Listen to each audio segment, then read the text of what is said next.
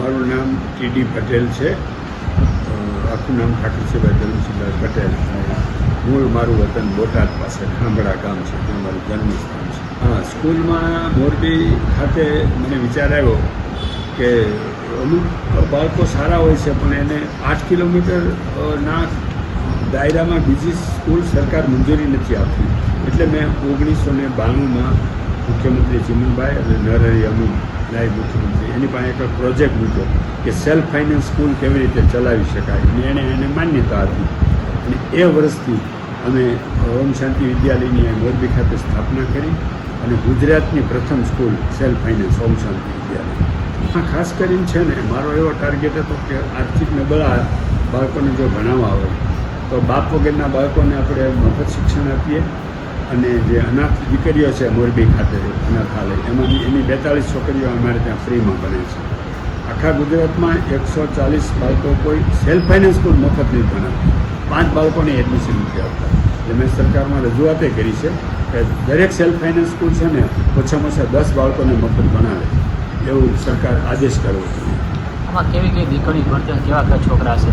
હવે ખાસ કરીને જે બાળકોને ભણવામાં રસ છે, તોફાન નથી કરવા અને નિષ્ઠાપૂર્વક ભણવું છે, તો એવા બાળકોને મેં એડમિશન આપ્યું છે. અત્યારે મારી પાસે ઓમ શાંતિ વિદ્યાલય સિટીમાં સ્કૂલ છે સેલ્ફ ફાઇનાન્સ, એમાં 1600 બાળકો ભણે છે. અને નદી કાંઠે એક ઓમ શાંતિ વિદ્યા સંકુલ બનાવ્યું છે, જેમાં આ વર્ષથી ટાર્ગેટ સાથે જેને IAS IPS દીકરીઓ પાસ કરી શકે એવી દીકરીઓને 8મા ધોરણથી એડમિશન આપી અને 8, 9, 10, 11, 12 FY SY TY 8 વર્ષ સુધી અમે એને UPSCની ટ્રેનિંગ આપશું. અને GPSCમાં જવું હોય તો વાંધો નહીં, પણ એ ક્લાસ 1માં ડાયરેક્ટ પહેલી જ ટ્રાય પાસ થઈ શકે, જે રીતે બિહારમાં ચાલી રહ્યું છે. તો આખા રાજ્યમાં આ રીતે પ્રાથમિક સ્કૂલથી શરૂ કરી અને કોલેજ સુધીનો ક્યાંય આવી રીતે અભ્યાસ નથી. અને એ બધી 150 જેટલી દીકરીઓને એડમિશન આપશું ને, એની પાસે કોઈ પણ જાતની રહેવા જમવાની ફી લેવાના નથી અને સરકાર પાસેથી પણ કાંઈ જોઈતું નથી. અમે અમારા ખર્ચે અમારી મિલકત જમીન વેચી અને એ સંસ્થામાં અમે ખર્ચ ભોગવશું. એટલે અહીંયા જે લોકો આર્થિક નબળા છે એની 50% ફી લઈએ છીએ.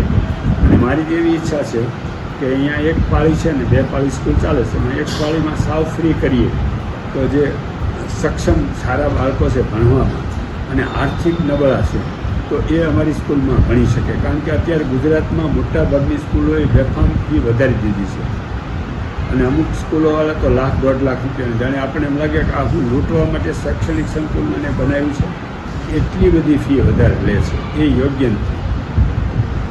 લોકો છે ને પોતે આમ સારી સ્કૂલમાં રસ લે અને સારા બાળકો તૈયાર કરે.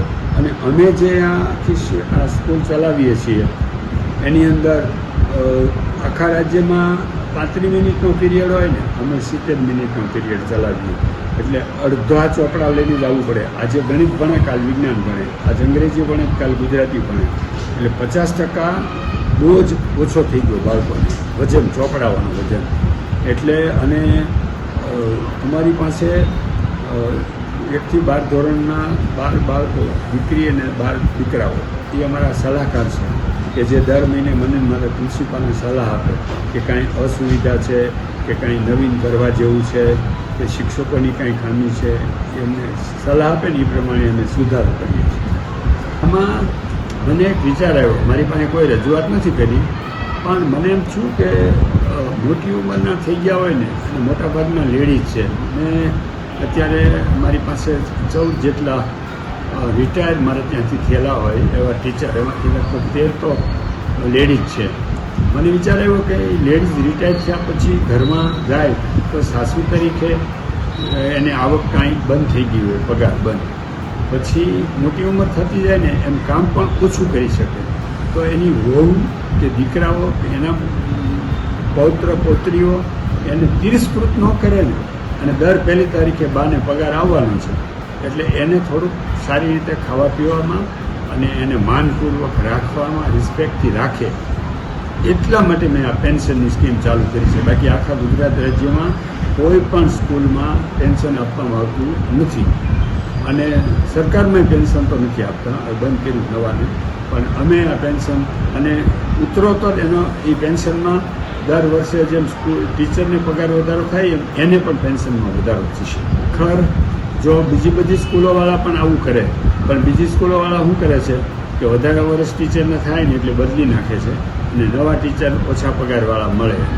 એટલે એવું પાપ અમે કરતા નથી. અમારે ત્યાં 33 વર્ષમાંથી જે ટીચરો આવ્યા એને અમે કોઈને કાઢી નથી મૂક્યા, પણ એની યોગ્યતા ન હોય અને બાળકોને ના પાડી છે કોઈને મારવાનું નહીં, પ્રેમથી રાખવાના, પણ જો ક્યારેય દોલતપાટ કરે કે કાંઈ એવું કરે તો એ ટીચરને અમે છૂટા કરી દઈએ છીએ, એની શિસ્ત વિરુદ્ધના પગલાં લઈએ છીએ. કોઈ પણ બાળકોને મોરબી ઓમ શાંતિ વિદ્યાલયમાં મારવામાં આવે નહીં એટલું કડક રીતે અમે એની અમલવારી કરી છે. દાદા, મેં જે રીતે વાત કરીને એમ રિટાયરમેન્ટ સુધી કોઈ રાખતા જ નથી. કેવી રીતે પેન્શન આપશે ટીચર? કોઈ ટીચરના લોકો બધી પ્રાઇવેટ સ્કૂલવાળા એને પેન્શન રિટાયરમેન્ટ પહેલાં તેને છૂટા કરી મૂકે છે. અને અમે એવું કર્યું કે 15 વર્ષ કરતાં વધારે જેણે નોકરી કરી હોય એને આપણે પેન્શન આપ્યું. મિનિમમ 15 વર્ષ નોકરી કરી છે. મોરબી સિવાય ડાંગ જિલ્લામાં 10 વર્ષથી અમે અભિયાન શરૂ કર્યું. એક તો ત્યાં ધર્માંતરનું હતું, એ બંધ કરાયું અને ત્યાં એક વખત 50 છોકરીઓનું સમૂહ લગ્ન, બીજી વાર 100 છોકરીઓનું. એમાંથી મને વિચાર આવ્યો કે આપણે સમૂહ લગ્ન તો કરાવી દઈએ છીએ, કાર્યવાહી આપીએ છીએ, પણ આ લોકો શિક્ષિત બને તો એનું જે 14% રિઝર્વેશન છે સરકારમાં એની પૂર્તતા થઈ શકે. એટલા માટે અમે ત્યાં શૈક્ષણિક સંકુલ અત્યારે બનાવવાનું કામ ચાલુ છે. ઘણી બધી જમીન લીધેલી છે, ખરીદ કરી છે. એ એટલા માટે કર્યું કે દર વર્ષે દિવાળી પછી મહારાષ્ટ્રમાં શેરડી કાપવા માટે આદિવાસી બધા જતા રહે તો એની ભેગા એના બાળકો સ્કૂલમાંથી ઉઠાડીને લઈ જાય છે. પછી 4 મહિને પાછા આવે એના વતનમાં. તો ત્યાં તો એનું શિક્ષણ પૂરું થઈ ગયું હોય, કારણ કે બાળકને ઉઠાડીને લઈ ગયા હોય એટલે એનું શિક્ષણ કાયમ માટે 0 બની જાય છે.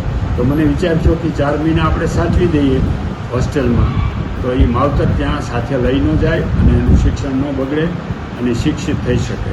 એટલે અત્યારે ત્યાં મેં એક ભાઈને એક જેન્ટ્સને લેડીઝને બેને મૂક્યા છે. એટલે એ લોકો અત્યારે બધું મેન્ટેન કરે છે ને બાળકોને ટ્રેનિંગ પણ આપે છે. અને ઉપરાંત બુંદી એક જૈનના સાધુ હતા સંત બાલથી, એમણે 80 વર્ષ પહેલાં ત્યાં સંસ્થા શરૂ કરેલી દીકરા દીકરીઓને ભણાવવાનું હોસ્ટેલ સાથે, પણ સમયાંતરે હોસ્ટેલ બંધ થઈ ગઈ છે. એટલે હવે આજુબાજુના ગામમાંથી આવે એ બગોદરાથી 10 કિલોમીટર ધનુકા રોડ ઉપર બુંદી ગામ આવે છે અને ત્યાં એ સંસ્થા છે સંતબાલજીએ ઊભી કરેલી. અને અગાઉ જૈનો હતા એ બધું મેન્ટેન કરતા હતા. હવે મેં ત્યાં રૂબરૂ ગયો, એમાં મને ઘણું સુધારો કરવાનું લાગ્યું. એટલે ત્યાં વોટર કુલર મૂક્યું, બીજું ટાઇલ્સ લગાડવાનું, જે કાંઈ કરવાનું હતું બધું કર્યું. પણ એ લોકોની રજૂઆત એવી હતી કે અમારે અહીં શિક્ષણ ધીમે ધીમે ગ્રાન્ટવાળી શાળા છે બંધ થઈ જશે, કારણ કે સંખ્યા 8-10-12 કિલોમીટરથી દીકરીઓ કેવી રીતે આવીએ કે સલામતી સાથે 9 થી 12 ધોરણની. તો મેં પછી કે એક બસ આપો, એટલે હમણાં મેં અઠવાડિયા પહેલાં એક બસ આપી અને એમાં એ બધી દીકરીઓને 12 કિલોમીટર 10 કિલોમીટરની પેરીફેરીમાંથી ગામો ગામ જઈ અને સવારમાં લઈ આવે છે અને સાંજે મૂકી આવે છે. એટલે એના માટે બસે આપી, ડ્રાઈવરે આપ્યો અને ડીઝલ પણ અમારા ખર્ચે. એટલે કોઈ પણ બાળક પાસેથી કોઈ રકમ સંસ્થાવાળાએ લેવાની નહીં. એટલે એ કાયમી વ્યવસ્થા કરી દીધી. એટલે બહુ રાજી થઈ ગયા. એનું તો શિક્ષણ સુધરી ગયું. નહીંતર પ્રાથમિક શાળા ગામડામાં એ બાજુ છે, પણ 8 ધોરણથી એનું શિક્ષણ બંધ થઈ જતું. ગમે તેવી બ્રાઇટ દીકરીઓ છે અને એ શૈક્ષણિક સંસ્થામાં 10માનું 12માનું રિઝલ્ટ હંમેશા 100% આવે છે. તો આવી 100% લાવતા હોય એવી શૈક્ષણિક સંસ્થા છે, એ બંધ થાય સંખ્યાના કારણે તો એ યોગ્ય નહીં. એટલા માટે મેં આ કાર્યવાહી કરી છે.